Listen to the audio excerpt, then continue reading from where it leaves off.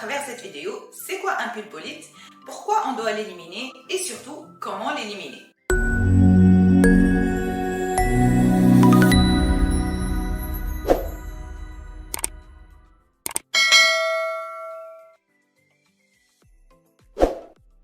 Bonjour à tous, je suis le Dr El Zekri, endodontiste. J'essaie à travers mes réseaux sociaux, YouTube, Instagram, page Facebook et TikTok de vous donner des astuces cliniques et pratiques pour vous aider dans vos traitements endo.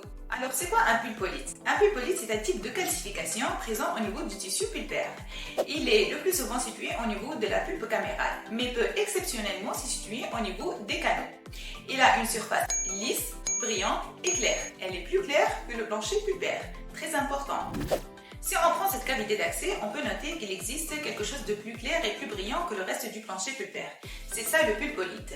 En fait, si je l'élimine, qu'est-ce que je trouve à votre avis? Eh ben oui, je trouve un autre canal. C'est le 1V2. Donc c'est pourquoi qu'il faut impérativement éliminer le pulpolite parce que ça peut cacher des canaux et ça peut laisser en place du tissu pulpaire qui peut servir de substrat pour les bactéries et peut entraîner l'échec de notre traitement endodontique ultérieurement. Alors voyons ce cas clinique. On voit très bien qu'il existe au niveau de la chambre pulpaire de la 21 et la 22 une masse radio opaque. Si je la compare avec cette radio, je remarque qu'il existe une chambre pulpaire volumineuse radio claire. Si je prends un deuxième cas clinique, le voilà, au niveau de la 17, on remarque aussi qu'il existe une masse radio opaque au niveau de la chambre pulpaire. Si je la compare avec ces deux dents, la 26 et la 27, on remarque qu'il existe une chambre pulpaire normale radio claire. J'espère que vous avez compris radiologiquement c'est quoi les différences entre les deux cas de figure. Alors si je reviens à notre cas clinique, après la réalisation de la cavité d'accès, on voit qu'il existe une masse claire, brillante et lisse au niveau de la chambre pulpaire. C'est notre pulpolite. Alors pour l'éliminer, je commence par un insert diamanté, le ET18D. En fait, j'essaie de le fragmenter. Je travaille sans irrigation pour mieux voir, mais il faut faire attention qu'il ne faut pas trop travailler sans irrigation car il y a risque de chauffer excessivement la dent et entraîner une lésion irréversible au niveau du desmodonte.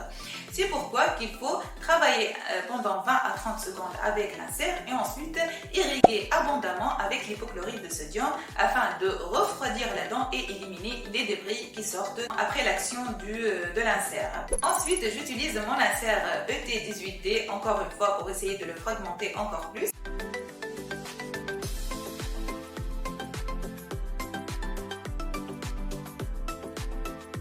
Je fais une irrigation et maintenant je contrôle avec une sonde endodontique, la sonde DG16. J'essaie de voir est-ce que le pulpolite il commence à bouger ou pas. Ici on voit qu'il commence un tout petit peu à bouger mais il est encore attaché à la dent par endroit. Maintenant je prends un autre insert, c'est l'insert 4.3, c'est un insert non diamanté. J'essaie de faire des petites vibrations entre le pulpolite et le tissu dentaire afin de l'éliminer en bloc.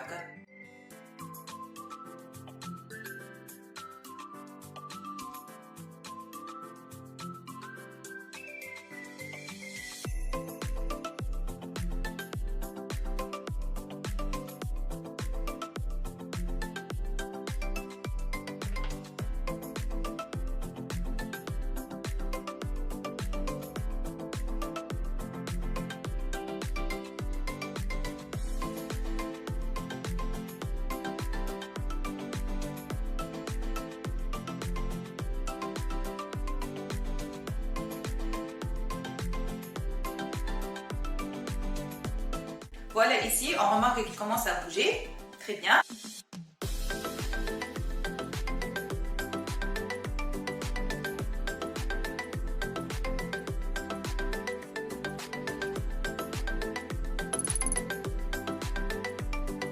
Alors, je prends ma sonde endodontique et j'essaie de le dégager de la chambre pulpaire, comme on voit très bien sur la vidéo.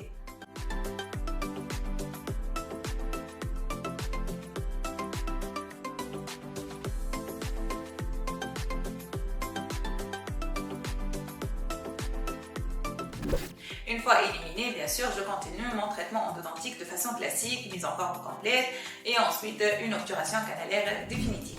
Voilà, c'est fini pour cette vidéo. J'espère que vous avez compris l'importance de l'élimination des pulpolites et surtout comment les éliminer. On se voit très bientôt dans de nouvelles vidéos et bye bye!